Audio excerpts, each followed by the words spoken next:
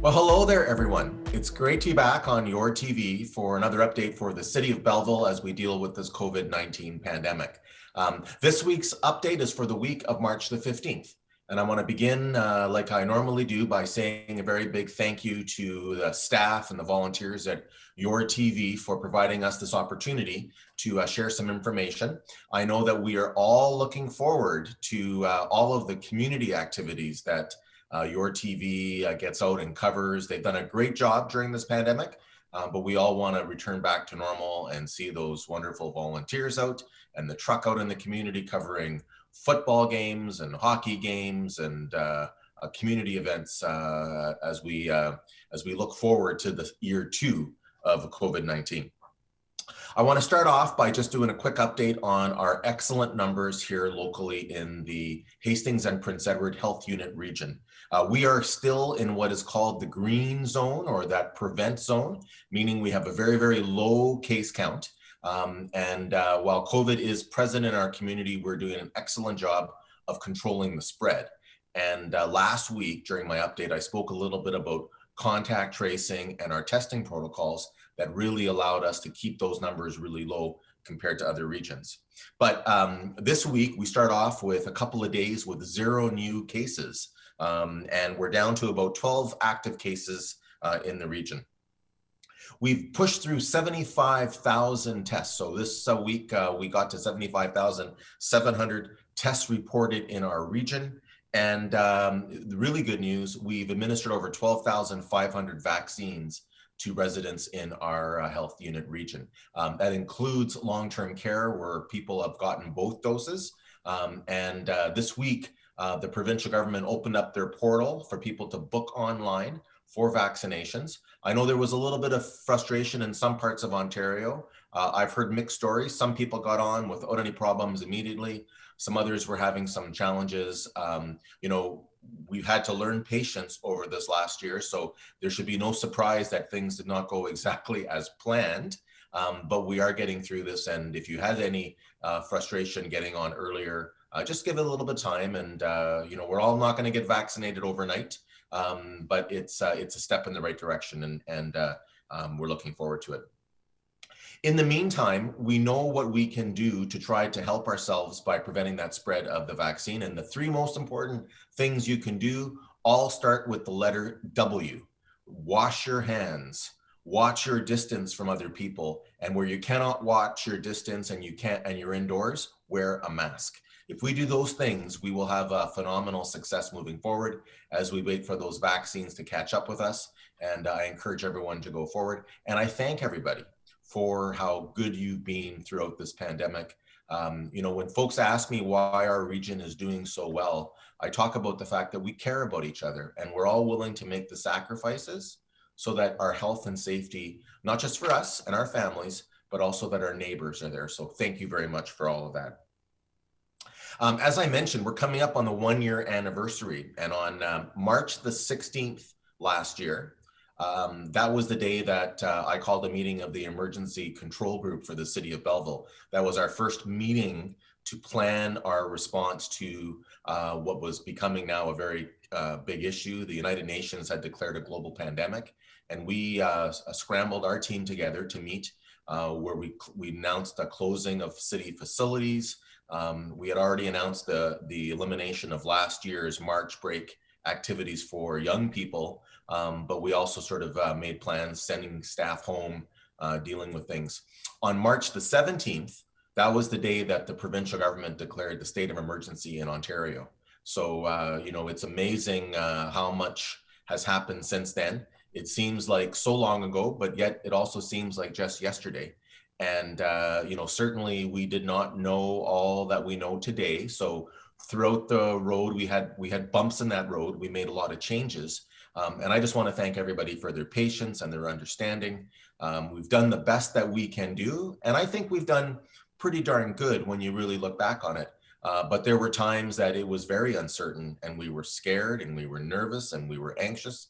And it's been a long year. So we can see the finish line in sight when we're all going to be vaccinated and we have what's called herd immunity in our society. But it's been quite a ride this last year.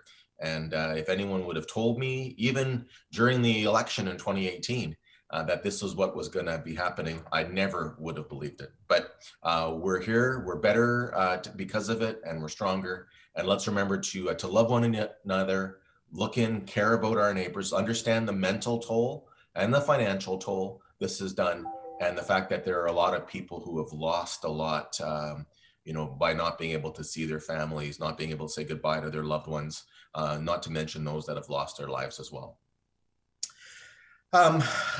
As I said, last year, this week was March break, and this year it was supposed to have been March break, but the provincial government has postponed it until later in April. But this year, March break weather, or this part of March, is much nicer than it was last year. Last year it was still very cold and wintry. But with the weather breaking and getting nicer, we have better temperatures. And as a result, all of our outdoor ice facilities are closed for the season. They will not be able to reopen, as well as our toboggan and our outdoor skiing areas. Those are all closed, and they're not going to be back. Quite honestly, I'm okay with that because I prefer the warmer weather over winter weather, but those are closed. And so while those activities are closing down, indoors at the Quinte Sports and Wellness Center is ramping up.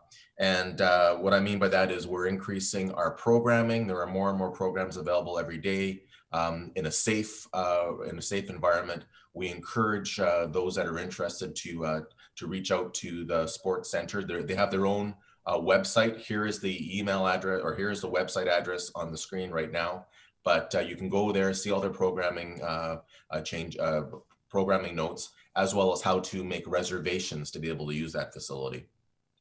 And while we expect that throughout the summer, we are going to see some safety protocols in place, restrictions at the Quinte Sports and Wellness Center, outdoors is going to be different. And we are expecting that we will return to what's called our business as usual approach for outdoor fields. That is soccer, football, baseball, walking, all those things will be back in place. So we're looking forward to working with the leagues and with individuals for that. And that's a very exciting time.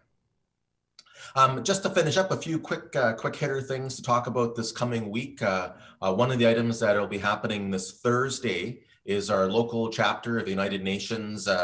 Quinte will be having a leadership summit and talking about inclusion and the fact that, since 2014, the city of Belleville has been a member, and we've declared the United Nations Charter on Inclusivity, which means basically, racial tolerance and including people in all aspects of our society, regardless of what their ethnic gender is or sexual orientation or other points of differentiation. But they are, I'm pleased that I'll be making some opening remarks, and Belleville Police Service Chief Mike Callahan will be the speaker for that leadership summit. So that's great. And I know that we all are very proud the fact that Belleville is a progressive community, and we are concerned about making sure everyone is included. So that's great. Also, later this week on Friday, we will be having a media conference talking about the 5 new buses that we purchased, the first buses that were purchased in the city of Belleville since 2013. And those will be sort of shown off. 4 of the 5 have arrived, and we want to thank the provincial and federal governments for their support in financing those purchases for the city. Also on Friday, a big day for those of you who are in rural Belleville, who live outside of the urban area, and you have terrible internet and cell phone coverage. The Eastern Ontario Regional Network, or we call EORN, will be making an announcement regarding awarding the contract for the construction of the Cell Gap project to increase the capability of our cellular network, which will in fact allow people to have more access to internet. But we will also be speaking about how we will have high-speed internet for everybody in the city and how we're moving along on that. The last thing I want to talk about is an anniversary, and it's a little bit of a sad anniversary, but it's an amazing story about how a family has turned sadness into really community love, and we're so grateful for it. This is the 25th anniversary of the death of Mark Fike. Mark Fike was a Belleville teenager who was away on vacation in Florida, and he was unfortunately murdered while he was on a telephone call with his mother. And the family have started the Blue Ribbon Campaign, or the VARAK, which is recognizing victims of violence, but also encouraging random acts of kindness. And so you may have seen the blue ribbons around town. You may have seen folks getting gift baskets and other things recognizing their good citizenship. And I just want to thank Mark's family, again, taking a really bad situation and making something wonderful for our community. 25 years later, it's amazing what a positive impact this campaign has done. And so I want to thank everyone involved in the family, his parents and his aunts and his uncles, and he came from a very big family. And so they've really been able to spread it a long way. So congratulations to them. We remember Mark Fike and the fact that through his senseless murder, something good has come from it. And so I think we're all proud of that, and we're grateful for everyone's contribution. With that, that's my update for this week. Again, it's the big 1-year anniversary since we started into this whole mess with COVID, but we are seeing light at the end of the tunnel. I just want to thank everybody for working so hard. I know you're going to continue to do so, and I'll be back again next week with another update from the City of Belleville.